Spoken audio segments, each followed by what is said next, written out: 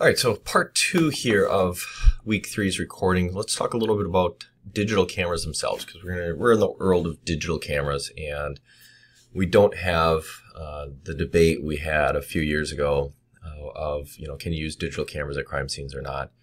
Film cameras have pretty much gone away. You really don't find them anymore, only specialty shops and whatnot. So that debate is done and gone with. But one of the big things that happens, folks say, well, what is the right digital camera to buy for me? And unfortunately go into many electronic stores.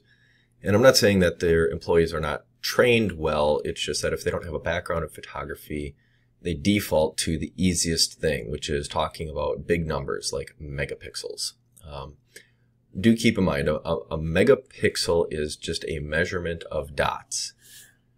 Televisions and display monitors historically displayed images as a whole bunch of dots smushed together, and those individual dots created the image.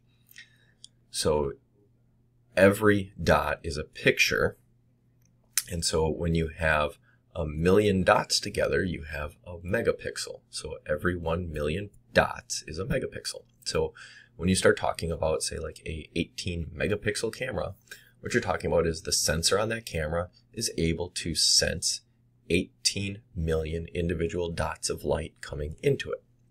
Well, megapixels are great, and for the longest time, that is how cameras were sold. Pretty much today, it seems like you can't find a camera that doesn't have a high megapixel threshold. But in the past, we had a lot of camera sales based on, it's more megapixels, so it must be better. Well, what about some of the other features? Because it's the other features that oftentimes really make or break a camera for us. I mean, I'm sitting here with my Android smartphone, and I want to say that the camera here on the back,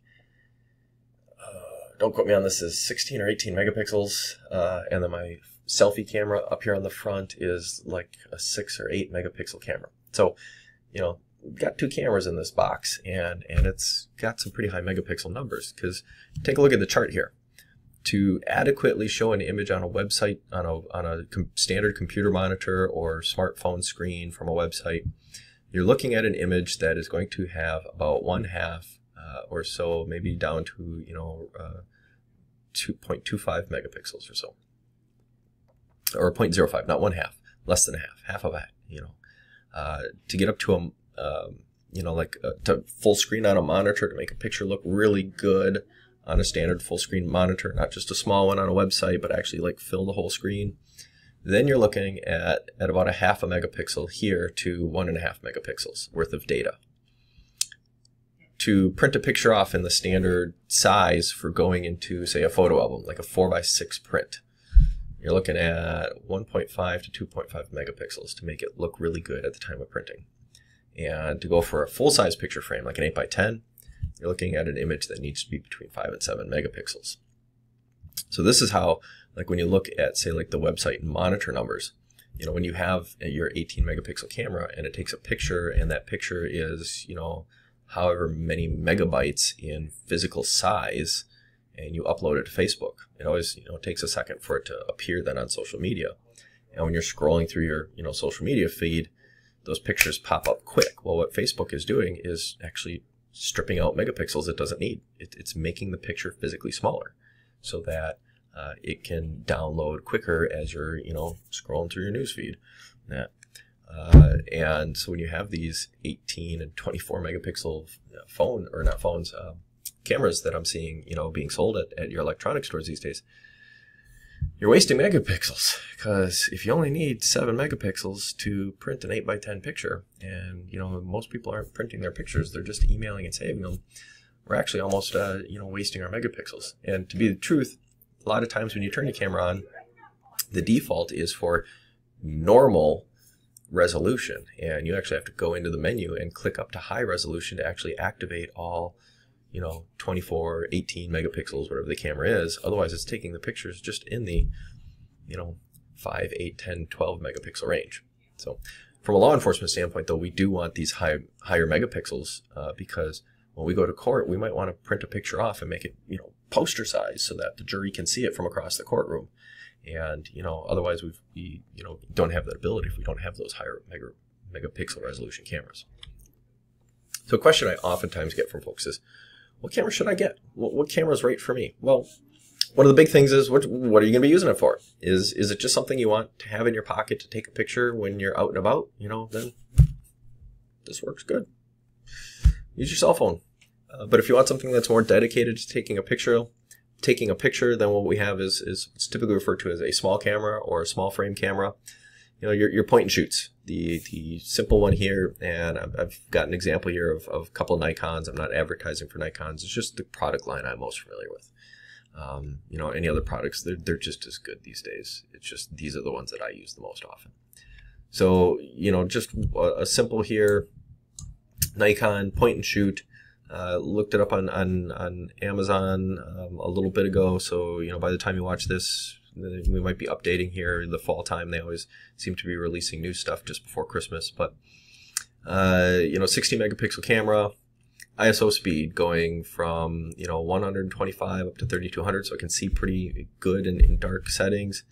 The aperture range is pretty limited here. So, it's pretty small apertures, which means it always stays pretty wide open. Shutter speed's pretty variable, that you've got, everything from 1 second to 1/2000th of a second. And there is a special mode, a fireworks mode, where it actually will stay open for 4 seconds. It's got an LCD on the back. LCD displays a little over 230,000 pixels, $150. Decent camera, something to have in your pocket, something when you go on vacation, you go someplace where maybe you don't have cell phone signal, so you don't want to take the cell phone with you. So you have this. Then we get into what are oftentimes referred to as medium cameras. So a medium camera is not called medium because of the physical size of the camera per se.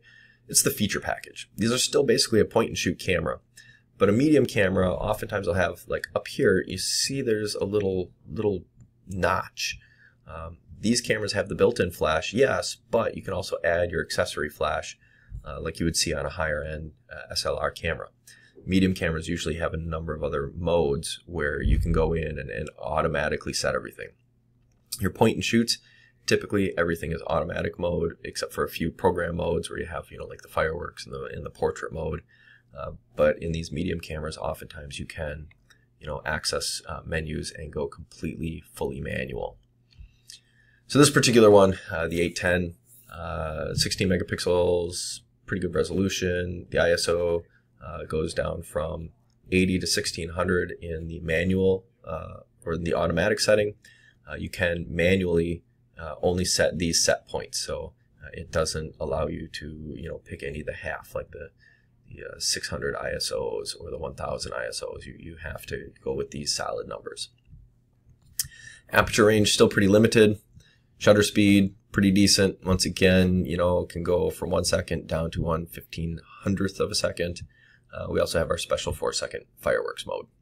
A little more expensive. $279 is what the general retail price is, although at the time I looked it up, it was on special, $186 on Amazon.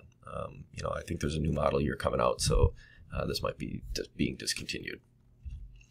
And then we have the big ones, the DSLR cameras. SLR stands for single lens reflex. Back in the day of 35 millimeter film, we had a lot of SLR cameras. We added the D just to denote that they are digital. The lenses can be removed from these. You can put different lenses on for specialties. The flash on some of these cameras, there's no flash. Sometimes they will have a little pop-up flash, but typically you have to add the external flash.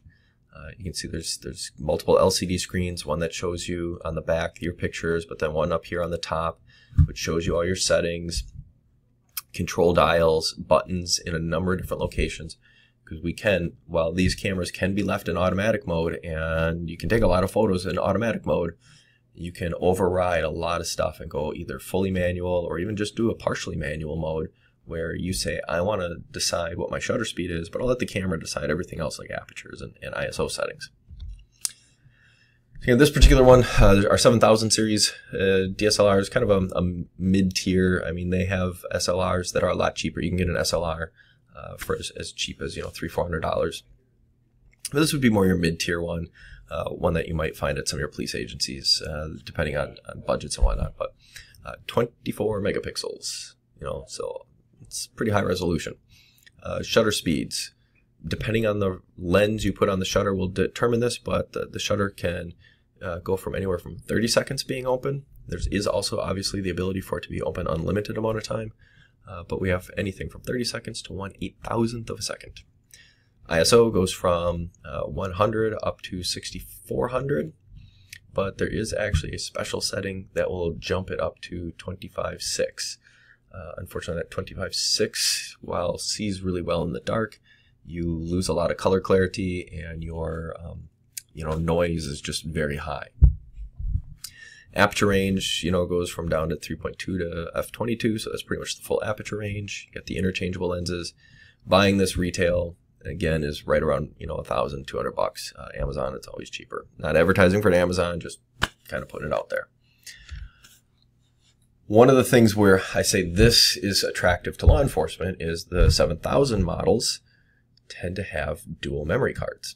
So you can put 2 memory cards in here and you don't have to worry about running out of space. Or better yet, most of your regular cameras take their pictures in the standard camera mode, which is JPEG. This particular camera can actually take a file called RAW. RAW is pure image data with nothing else in there that you need to worry about. So it hasn't been compressed or shrunk or anything. So from an investigative standpoint, we would almost like you to take your photos in RAW. But that's not always practical because RAW can fill up a memory card quickly. RAW also is hard to email and is hard to deal with. So with these cameras, we can actually set them up so that one memory stick is taking the pictures in RAW and the other in JPEG.